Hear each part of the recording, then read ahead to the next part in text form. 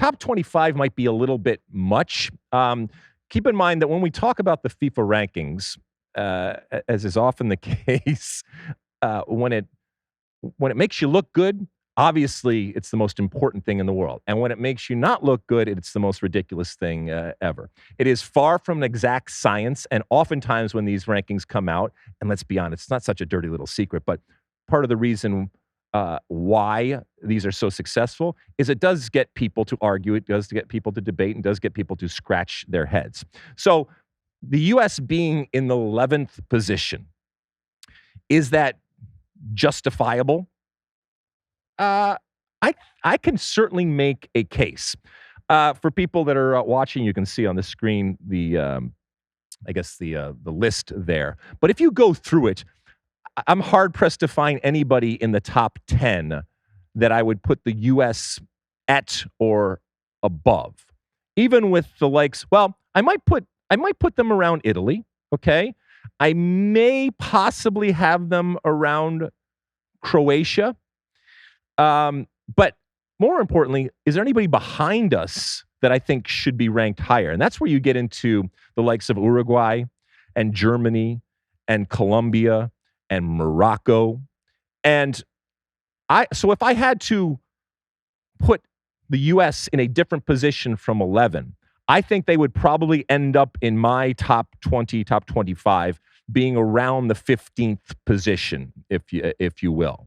And I can certainly make a case putting, like I said, the likes of Germany and Uruguay and Colombia and maybe Morocco. Not necessarily Morocco. Should be noted that Mexico is in 12th place. But, again, it's fun to talk about, and it's a useful tool in creating a stir, which is exactly what FIFA or anybody else putting out a list want to do. But the stock that is put on it is relative to how it makes you feel and look. Just to give a little larger context, the FIFA rankings, it used to be weighted in such a way that games in Europe and South America were worth a lot more points than in other regions. And then after the 2018 World Cup, they decided to change that for the sake of parity, to not be so elitist. They wanted to give teams in these other regions a chance to shoot up and maybe end up in higher pots for these World Cup draws. And so the U.S. has been one of the big beneficiaries of that, because the U.S. was entering the summer of 2021, the U.S. was in the low 20s. And then by virtue of winning the Nations League and the Gold Cup back-to-back, they shot up all the way up to 10. And then they won another Nations League recently. So as long as the U.S. keeps doing well in CONCACAF and winning those competitions, that's going to keep them up there.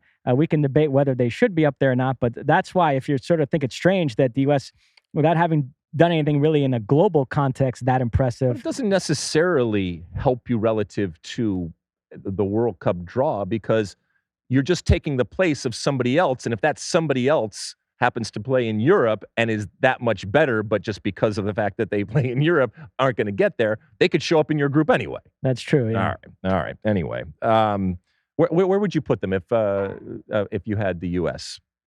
around 15th? Does that seem fair instead of 11th? Yeah, I buy that. Is Colombia ahead of them? Is what I'm asking, I guess. Colombia ahead of them?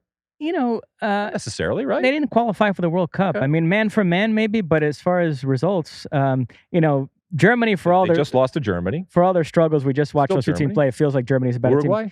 Uruguay, I think, is a better team than the U.S., but they went out in the group stage of the World Cup. The U.S. got to the round of 16, but I would put Uruguay above them. But yeah, there's not that many teams. So yeah, I buy it. Yeah, somewhere around 15, yeah. Okay, cool. Well, let us know what you think. Where would you put the U.S. in your top 20, if you will? By the way, number 18 is my new favorite team, Japan. Remember how high I am on Japan? Yeah.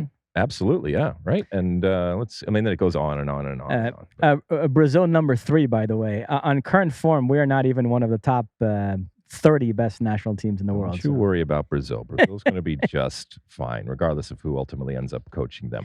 You like that clip? Well, my State of the Union podcast drops twice a week right here on my very own YouTube page. The only way to stay up to date is to hit that subscribe button down below. Size the day, and see you soon.